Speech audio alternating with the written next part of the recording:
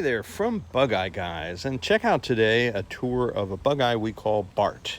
Now, this car is not for everyone because it's been modified, but if you're looking for a Bugeye that has a lot of extra performance built in, this one should be on your radar. It's a pretty cool car. It has a fiberglass racing nose that has the flares built in, which allows you to put in wider tires, and it has 195s on it. This is all fiberglass, the whole nose. And they also built flares into the back so they could run the same width tires on the back. And one big reason why we don't recommend extra wide tires is because they scrape everywhere. But they've addressed that for you here. So what you end up with is a lot more grip on the road and a lot more fun if you're the kind of person who likes to drive, aggressively. Even at a slow speed, you can really throw these things into the turns with narrow tires. But with the wider tires, you get a lot more grip. So it makes it more of the feel on this car, the vibe of it is much more like an SCCA car that's been made into a street car. And they've done a nice job at that. The trim is certainly fine, as driver quality, it's good stuff. We've put in a few more original things to kind of restore the dashboard back to its original layout. And so you have a nice older feel because it's all original with a lot of good modified stuff and a lot of power. The seats are also excellent. There's a roll bar. It has no tonneau at the moment. We would love to make a custom tonneau that fits around this roll bar and engages all these fittings. And we're happy to do that for the new owner. The car has some scars and sort of battle scars the way an old race car might. There's a scratch here you should be able to see. It's not too bad. And there's a couple more little marks. Here's one. There's some crazing right here. That's probably from someone pushing on the fiberglass. But again, to me, that's kind of in keeping. The finish is nice. It's got kind of a pearlescent color, but it's a little bit yellowed in the clear. It's subtle. But again, I think it's really quite nice. The front end is good. The skirt on the front has not been all beat up on curbs. The chrome is a little bit weathered. So overall, you have this kind of slightly patinaed look, much like an old race car should. So if you're somebody looking for that kind of vintage feel with these kind of period vintage mag wheels, it's a really nice overall appearance. This is a nice bullet mirror that makes it much more user-friendly. So you have your bigger dash mirror and a bullet mirror, a nice small steering wheel, and some racing seat belts. There's a set of these lap belts on each side. We could certainly put in 3-point belts. It's really the owner's choice. So that's pretty much a quick tour of the exterior. It hasn't been hit, which is always a nice thing to see. I mean, all of these cars have had minor fender benders, but this one, the back deck looks quite true. It has the correct license plate light support, which many of them don't. It has a performance exhaust system as well. And front discs, rear drums. This is painted on these stripes. They did actually a pretty nice job of it.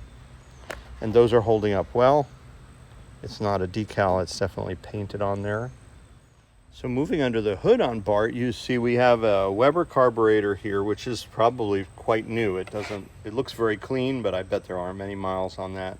And this one has the electric choke on it, so you don't need to manage a choke actuation. There's a nice header there.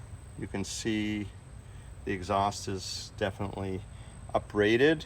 We have a brake booster as well, which is a nice thing to have for pedal effort. There's a new master cylinder there that I believe we put in. A good battery. There's a breather there, some new shocks, and a flip forward nose, an air horn, electronic ignition. So the basics are all there and a lot of nice upgrades as well. As far as this flip forward nose, this is the fiberglass nose from the underside. It's in good shape. This is a good one because it has this reinforcement. If anybody ever wanted to flip it conventionally, this has a mount for the hinges. Not all of them have that. And then it has certainly a nice quick release hinge quick pin down there, a fast pin, so you can pull that out if you wanted to remove the nose for service. It also has these twist fittings right here. They're like Zeus fittings with a little I think they actually are Zeus fittings. So you just turn these with a coin. They engage down here and lock the nose. There's 2 of those. He's built these little guides for the nose. So a lot of good stuff went into this. This is similar to what you see on a lot of race cars, this kind of flip nose setup. There is just a little bit of blistering starting along the A pillar, which is common. Water gets inside this windshield screw and runs down and collects in here, so that's a common issue. There's a little bit of blistering right here. I'm not super worried about that, but you should know about that if you're considering this car. These are nice, by the way, the chrome.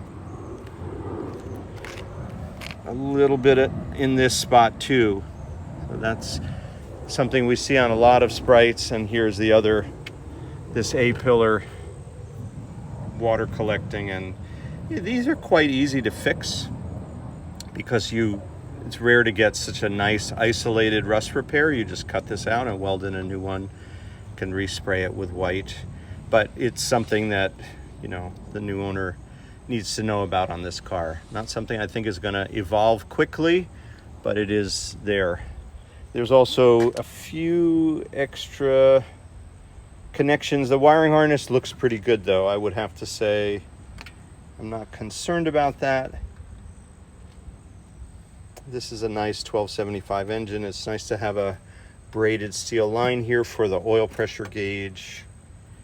And it has a spin-on oil filter that's fed with a braided steel line. So that's nicely set up. And we would need to add a heater valve, but I don't know that anybody's going to use the heater on this car very often. Maybe an aluminum radiator would be good depending on where the new owner is located. Anyway, I like this car and it's unique and something that you can really have a lot of fun with. It's a Bugeye called Bart from Bugeye Guys.